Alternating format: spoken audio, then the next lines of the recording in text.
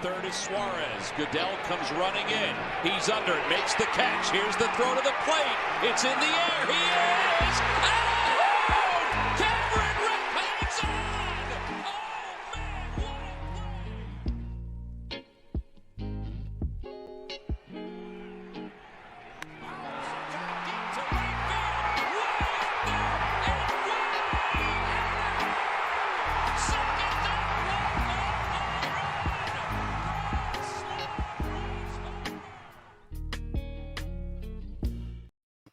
Welcome back to the Stupid Money Podcast, our first episode during the 2023 season.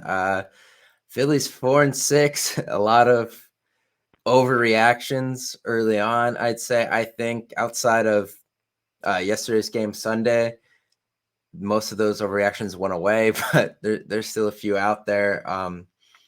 Texas 0-3. I mean, they cannot beat the Rangers. I do not know what it is. They literally just cannot beat that team. And it included Aaron Nola surrendering a 5-run lead that the Phillies offense gave him against Jacob deGrom, which was very surprising to see. Included Zach Wheeler blowing up, and then it included them only scoring 1 run in a game. So pretty much everything that could go wrong did go wrong there, I guess. I don't know what your thoughts were on that series. There wasn't a whole lot to take away from it, honestly. Yeah, I mean, obviously the Nola and Wheeler performances were kind of the most concerning thing for me. Yeah. But like as far as losing 3 to Texas, like it's not like Texas is like the A's. Like they spend a lot of money, they have good players, and I feel like I was higher than most, at least some of like the betting lines on them this year. Like Marcus Semien, there's just no way that he was going to be as bad as he was last year. Like their offense is definitely going to jump up. The shift's gone, so like Seager's going to have a better year. Like Jonah Heim's pretty good as far as catchers go. He had 16 home runs last year as a catcher, which is pretty good offensively. And Garver kind of killed us that series. So like their lineup's good. And Nathaniel Lowe, every time he was up to bat, it felt like terrifying. a home run. Yeah. But so like their lineup's good, and then they upgraded the pitching, and like we hit them pretty well.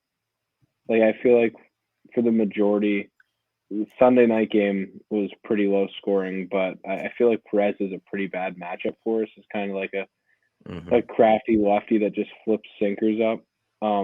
But yeah, overall, like I know you said this after it happened, but like if that series happens in July, like nobody really bats an eye. But the fact that it was opening day weekend, that's what kind of sent everybody up in arms about it. So yeah, we'll see how they go moving forward. But they played some pretty good teams between Texas and the Yankees off rip. So I think that it's way too soon to panic. Yeah, losing 2 out of 3 at Yankee Stadium does not like bother me. I guess. I'm trying. None of those games the games they lost weren't really close either. I don't think so. It's hard to even. The first one was frustrating. Was it one of them was frustrating because the one with Walker where he was like throwing all over the place. Yeah, we out hit the Yankees, but they were down. Like at one point, we had 8 hits and they had 7, and they were winning 7-1. Yeah, so that was the first game. Yeah. Other than that, yeah, I mean, that is what it was. Yeah, I'm not overly worried about that. But then the Phillies come home, take the first 2 from the Reds, which was nice to see. Included, I guess, 2 comebacks. I know the first game was 2-2, and then JT Realmuto hit a 2-run home run. They win 5-2. Second game down 2-0 in the 9th, and they scored 3 runs with not really anything leaving the infield, honestly. A lot of like seeing eye singles and stuff, which was it was kind of cool to see. The last game, they were up 4-2 and blew that. So Anthony Dominguez giving up 3 runs in the 9th. I don't know. He hasn't been that great. Jose Alvarado has been literally the best reliever in baseball so far this season. Yeah. Kimbrel's been meh. I guess he hasn't like blown up, but he also hasn't been dominant. I guess is the best way to put it. Soto is very hit or miss, which is kind of what we expected. So I mean, bullpen wise, it's kind of in the middle right now, but I guess they got to find out who the closer is going to be. And I know they like Alvarado and like the situational stuff, but if Dominguez keeps kind of pitching like this, I think they have to go to him. Yeah, I think they loved Alvarado in the situational stuff last year because he was the only lefty. But I think as Soto gets more comfortable, he's very similar as far as pitch selection and how he attacks hitters. Like he's very similar to Alvarado. So I think if he gets kind of more embedded and more comfortable with his role and stuff, you can kind of let him be the lefty guy how they used Alvarado last year, and then let Alvarado sit in the back end if he's comfortable in that, and kind of be the closer that just handles the ninth inning and makes it relatively stress-free. Yeah, Sir Anthony's been all over the place. Like the command's just not there. The velocity was there, which was good, I guess, because in spring training, some of his outings, he was like 95, 96. Yeah. But I was there yesterday on Sunday, and like the scoreboard after every fastball flashed 99, which was good to see. He just had no idea where it was going. Yeah. Which is a problem for him right now. Yeah, hopefully that's something he can correct. Obviously, it doesn't look like he's hurt because the velocity is there, which is, at least good, I guess. Sometimes these guys have these problems early in the year. Trying to get up with the pitch clock too. I think Aaron Nola really struggled with that in his first start. I think Wheeler did as well. So Sir Anthony maybe just taking a little longer to get used to it. It'll probably come eventually. So I'm not too worried there. You brought up the lefty thing. Matt Strum, I don't know what they do here because the dude has honestly been the best starter so far this season.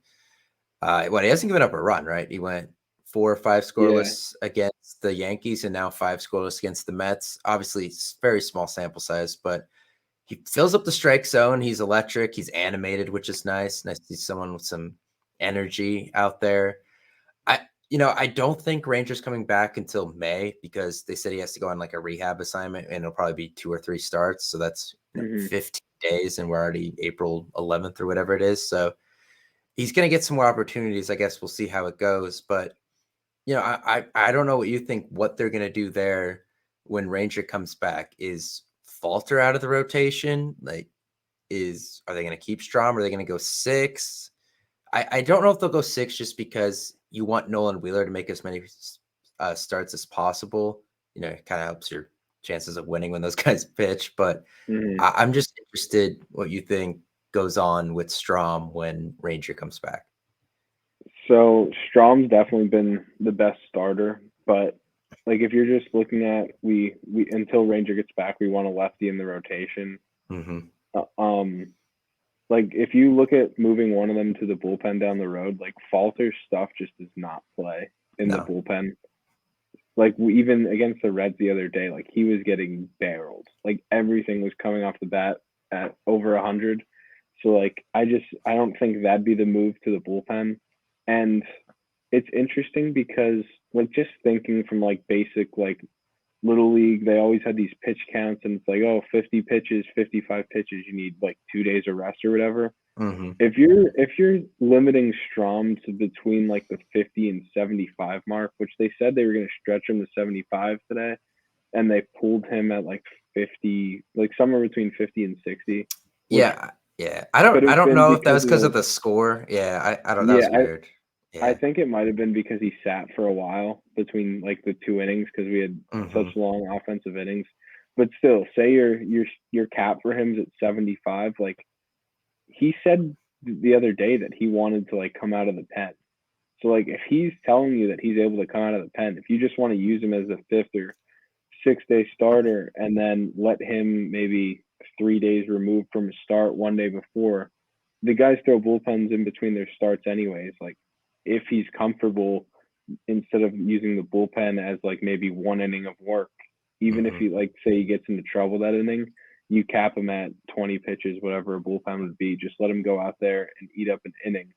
And then you have all these lefties at your disposal that you could kind of use the bullpen how you want and let Alvarado close if you want to. Yeah, obviously him going to the bullpen definitely helps because then Alvarado is for sure your closer because it gives you two situational lefties. So that part I do like about Strom in the bullpen. And obviously, when Ranger comes back, he's not a slouch by any means. He's very good number 3, probably number 2 on a lot of teams. So I think eventually you want Strom in the bullpen. It is nice that he has the ability to give length, though, if you needed 2 innings out of him in a game, in a big game that you need to win or something like that. So that I like. I kind of guess buried the lead here, but Phillies won 15-3 tonight. 9 runs and 10 hits on Sandy Alcantara, the reigning NL Cy Young winner. It got started with a Jake Cave home run, which is funny, I guess, but the offense after kind of up and down the first week, I guess, some high scoring ones, and then looked like they were going to get no hit a couple times. Come out 15 runs on Alcantara is pretty impressive.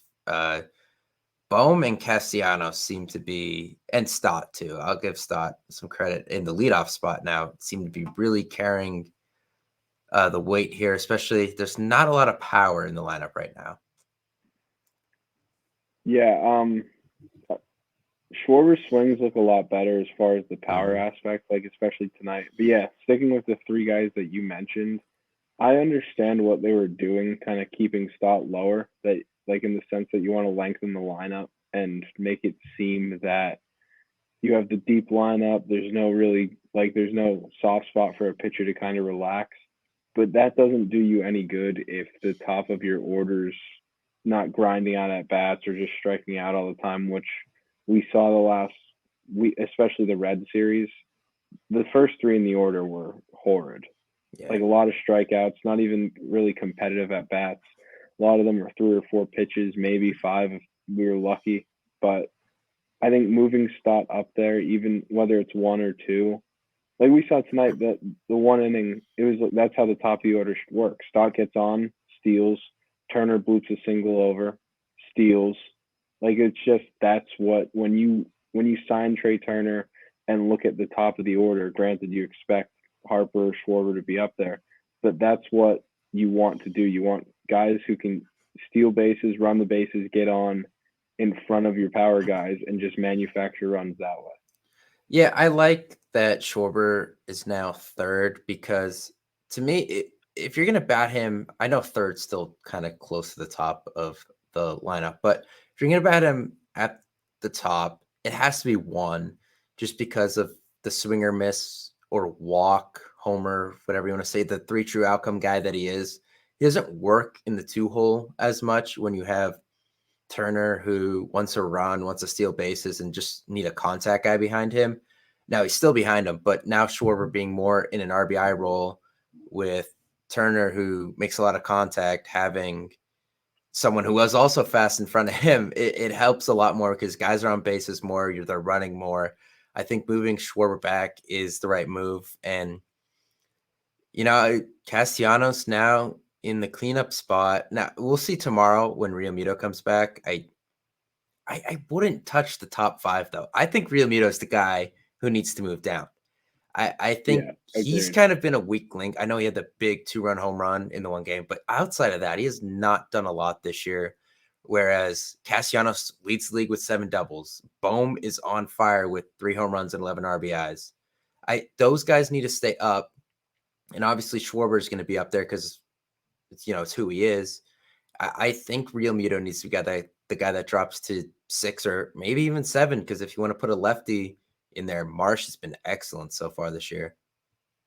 Yeah, the thing that throws, like, obviously JT is kind of like a reliable 3-hitter, but just that's not what you look for in the 3-hitter. Like he's a great contact hitter, but like the power's not there. Like 20, like he'll hit 20 home runs, he'll give you 20 doubles maybe, but like you say this all the time, but on a good team with a great lineup that's deep, he's a 5-6 hitter. Like he's not really, or a 2-hitter. Like he's not really a top 4 hitter. He's a guy that gets on base. If there's guys in scoring position, he'll drive them in with whether it's a single over the shortstop's head or something. Like he's not the guy that you stick in the 3 or 4 spot and expect big home run RBI numbers. Like that's just not who he is. He's obviously top 3, top 2, the best offensive catcher in the league, but it's not like the catcher's a corner infield spot where you're expecting 25 to 30 home runs. Yeah. And, Realmuto gets close to 25 a year. What, he had 22 or something like that last year. Mm-hmm. But it just lengthens your lineup more, I think, with him down at the bottom being asked to do less. Now, Marsh doesn't have as many at-bats as everyone else because of this whole Christian Pache.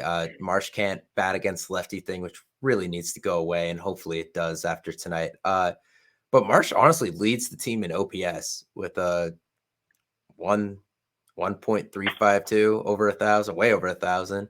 Yeah. 2 home runs already, which this is a guy who I think had 11 last year or something like that. Might even have been less. Let me see. No, 11. 11. I think 5 of those with the Phillies or something like that. So a lot more power. 385 average, making a lot more contact. I don't expect him to, obviously hit that much over the course of the season, but he's definitely a way better player than the one they picked up from the Angels. And I think kind of put him 6. He has speed too. And then Realmuto behind him, let Marsh steal and Realmuto try to drive him in. I think that's another recipe for success towards the bottom of the lineup. And I think it lengthens it a lot more going that way.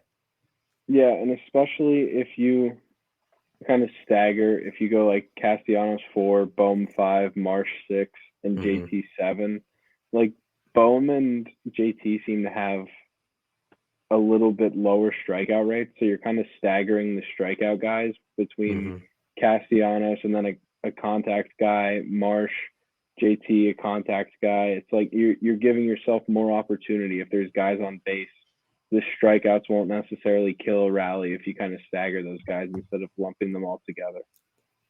Yeah, for sure. And I think we saw that tonight where the contact certainly helps. I mean, they hit a few home runs. Bohm hit a huge 3-run homer, but a lot of it off of Alcantara outside of Cave's home run. It was just making nice hard contact, finding gaps, running. So if they keep doing that, they will score, even because they do have to make up for the fact that, look, they're missing 70 home run, 200 RBIs a year between Harper and Hoskins right now.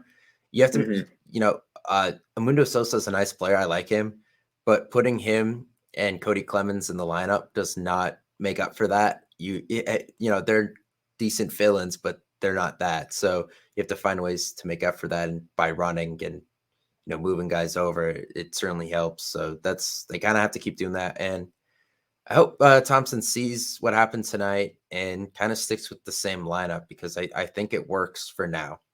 When Harper comes back, we'll see, because it gets weird. But yeah, and with Marsh, you kind of touched on the whole pull him against lefties. I forget if it was before the home run or after the home run, but it was before, actually. Yeah. So now he's 4 for 8 with a home run, 3 extra base hits maybe, and 3 strikeouts against lefties. So like it's extremely small sample size, only 8 at bats. But like it's not like he just stands there with the bat on his shoulder and looks like completely lost at the plate against lefties.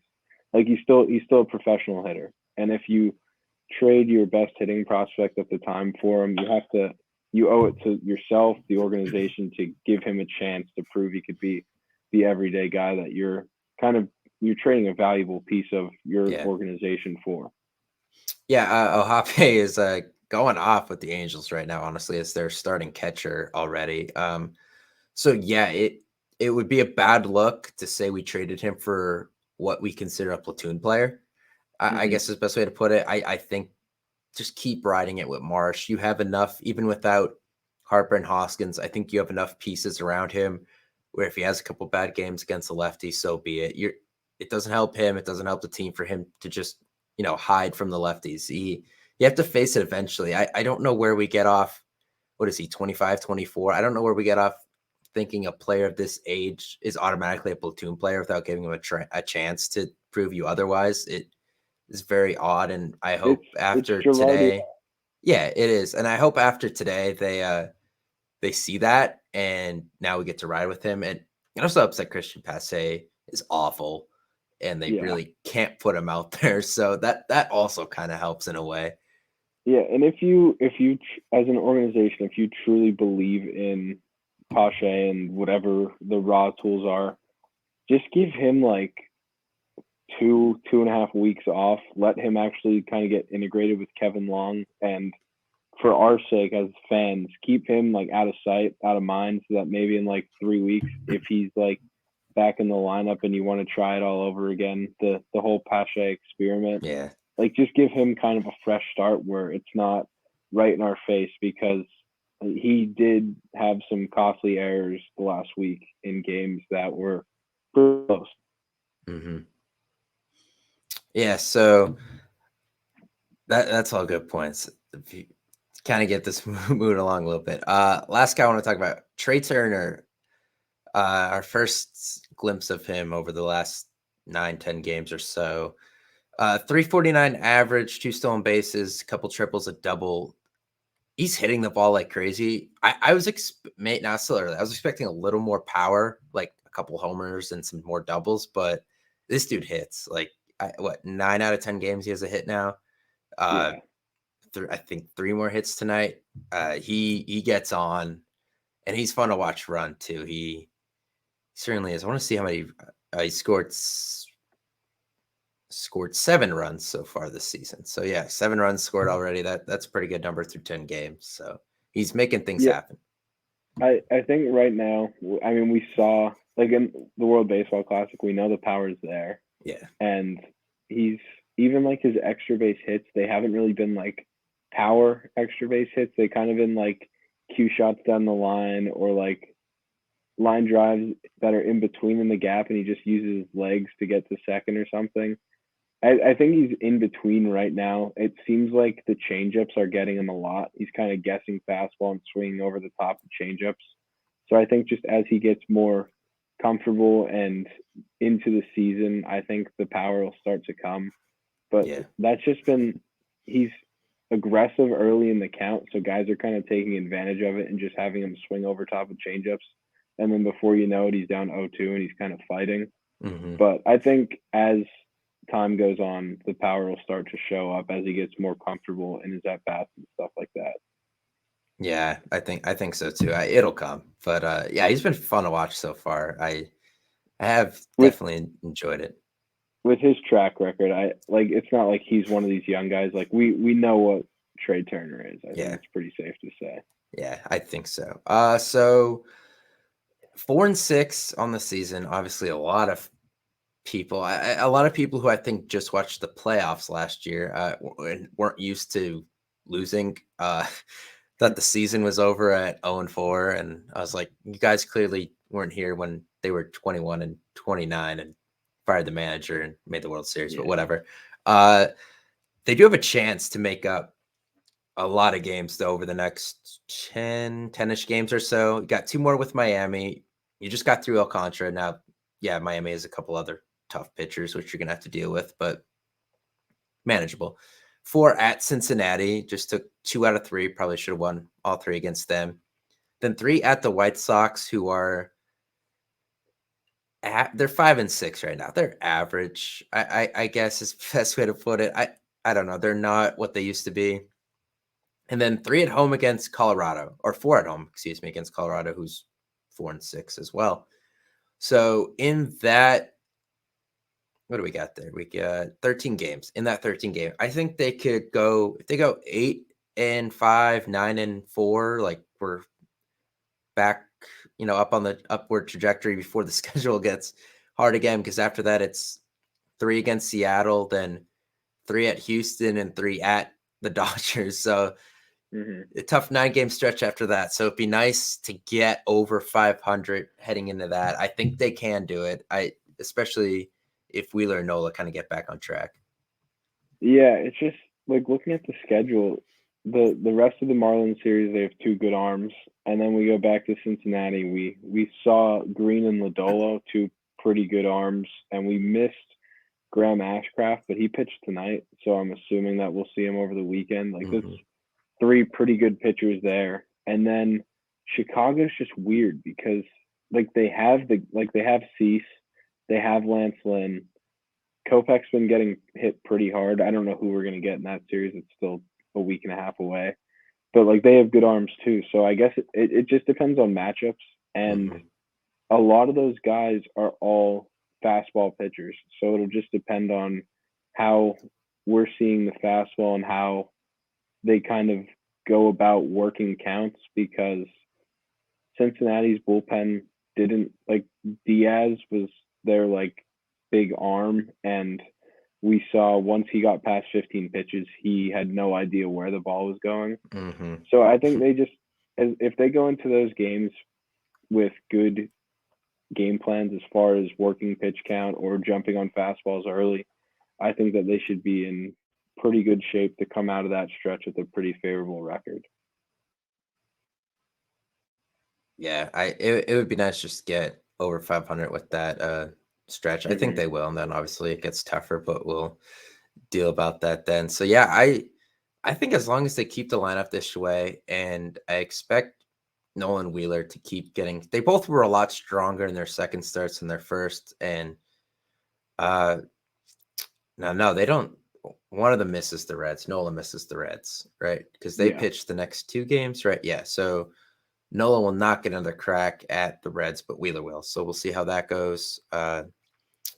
Yeah, I think they're going to be looking okay from here on out. So we'll be back in a couple weeks to maybe a week or 2, depends on what happens. Let's see how they've managed through that stretch, and hopefully the lineup keeps hitting like it did tonight, because then people will stop complaining about the team.